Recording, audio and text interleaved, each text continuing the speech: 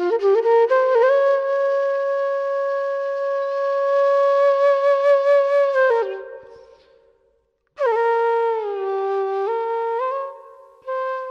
আমাকে জীবনের চিঠি লিখেছিলে, অথচ লক্ষ্য করনি তার উপরে মৃত্যুর ঠিকানা লেখা।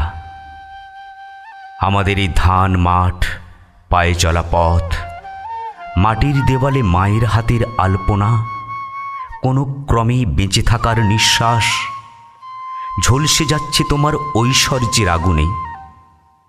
রাতের টুকরোগুলো দিয়ে তৈরি তোমার অজস্র চোখ, বিশাল হাইয়ের মধ্যে একে একে ঢুকে যাচ্ছে অজস্র শহর, দেশ, তোমার পায়ের ছাপে মৃত্যুকীট। অথচ তুমি আমাদের নতুন জীবনের গল্প শোনাচ্ছ। আমার ভাইয়ের চিতার আগুনে আমি তোমাকে দেখেছি অযোধ্যায়। বাবরি মসজিদ ধ্বংসের পর গেরুয়া পোশাক পরে কি ভীষণ উল্লাস! আগুনের আকছায়া আকাশ ডানায় ভর করে চলেছে দিকে দিকে। আমার মায়ের চোখের জলের ছবিতে তোমাকে দেখেছি সুদূর আফগানিস্তান বামিয়ানে, মুখ থুবড়ে পড়ে থাকা বুদ্ধ মূর্তির পাশে মৃত্যুদূতের মতো।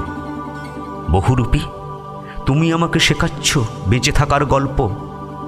আমরা দুপুরের মেঘকে শোনাই পক্ষীরাজের কাহিনী, ঝড়কে বলি সোনার কাঠি রূপোর কাঠির কথা। যে কোনো যুদ্ধ শেষ হয় অন্য যুদ্ধের সম্ভাবনা নিয়ে। এসব তো আমাদেরই কথা। নদীর উপর দিয়ে ভেসে আসা বাতাসে একই সঙ্গে ভাসছে আজান, শঙ্খধ্বনি আর বুদ্ধের স্তবগান। যখন বৃষ্টিতে ভিজে যাবে তোমার সারা রাত, ডুকরে কেঁদে উঠবে তুমি, তোমার রাইফেলের নল নুয়ে পড়বে ক্লান্তিতে, তখন আমাদের পোড়া অক্ষর সাজিয়ে তোমাকে চিঠি লিখব। দেখো, বেঁচে থাকার মতো সুখ অন্য কিচ্ছুতে নেই, বাঁচতে দেওয়ার মতো ঐশ্বর্য। ফুলের পরাগ নিয়ে আমাদের দেশের বাতাস তোমাদের দিকে উড়ে যাচ্ছে, তুমি তাকে স্পর্শ করো।